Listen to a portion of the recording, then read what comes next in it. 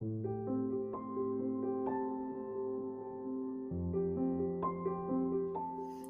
the 5-second rule, a book written by an author called Mel Robbins, an amazing read. That's all I'll say. It's a complete life changer for so many people.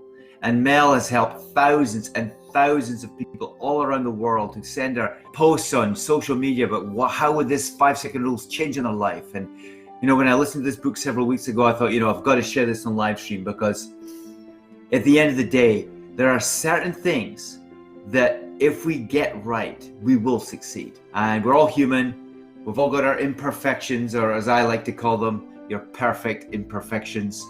And when we deal with those, we can literally move forward. And this 5-second rule is one of those gems from an amazing person who suffered a lot through her life and really moved forward with our situation to turn it completely around. So what is this 5-second rule, you may be thinking?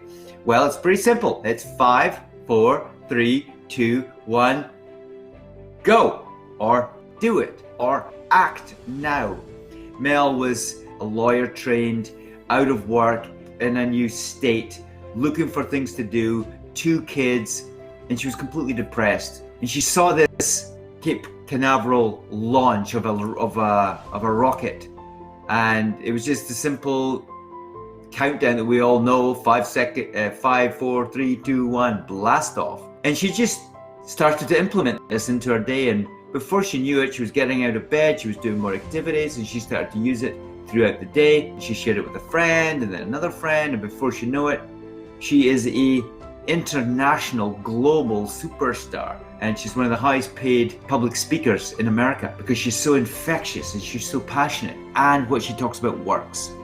So that's what it is. It's a countdown to get you out of your procrastination, which stops us from our success. Now, if you've been following me for a while now, you'll know lots of different things that you can do to help your chronic pain. So I'm not going to touch on those today. We're just going to deal with this procrastination issue, because thinking stops us from action. The worst thing you can do is to fall into a worry or a fear, or you're reflecting too much on your low self-confidence, or your anxiety, or your depression, whatever thought you may be going through. And when we fall into these thought patterns, it just kind of stops us in our track, and it inhibits that potential that's bursting, waiting with huge potential energy to come forward and become a reality in your life. There was one research project that the book mentioned, and it was a group of individuals who had brain injuries. And the researchers found that these people were not able to make decisions because they had lots of negative feelings.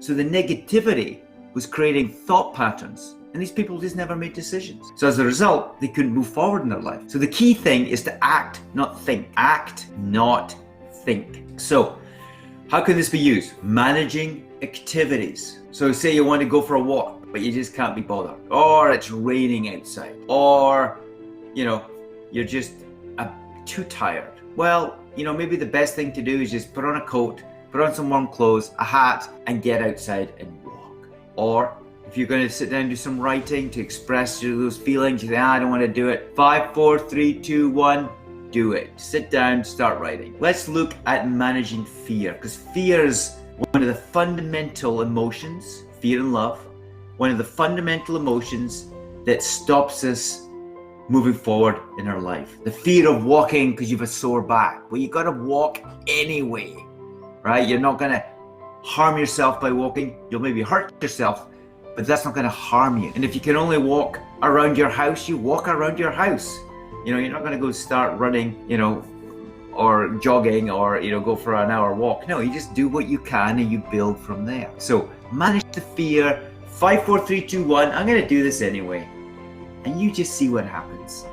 It's magical, because all of a sudden those thoughts become a secondary issue, and you are in the driving seat of doing an activity that's going to help you move forward with your pain. On the special situation of anxiety, and I say special because anxiety and chronic pain are very similar from a chemical perspective in our brain. They produce the same hormones that kind of stop us doing things. Oh, worried about this, worried about that. So in the book by Mel Robbins, she mentions 3 things which I think is brilliant. And the first is forgiveness. Forgive. If you've got forgiveness issues, you've got to deal with it, right? Say something happened to you many years ago, somebody caused an event, you got to forgive them. Or maybe it was a situation in a workplace and it was the corporate strategy was this, and therefore you find yourself on the out and maybe out of a job or whatever it may be. Maybe it's a cultural thing. You've got to have forgiveness, because forgiveness is the antidote to that irritation in the brain that will gnaw away at your peace. And if you're not in peace, you keep keeping the chemistry going for more and more pain because of adrenaline and cortisol in your body. So forgiveness. 2, visualization. Visualize the outcome before it happens. And I'm going to make a commitment to myself. This week, I said I was going to do this for the last few weeks, but I haven't. I've been procrastinating or I forgot. So this week, I'm going to do a 5, 4, 3, 2, 1, visualize every morning for 1 minute. My goals and my future desires and aspirations. So 5, 4, 3, 2, 1, visualize. And then after you visualize, Mel talks about the 5-second rule. So, it's really important. Anxiety is a huge issue for if not all of us, most of us, in different ways, shapes and forms, because we're always coming across new things or old things that are plaguing us.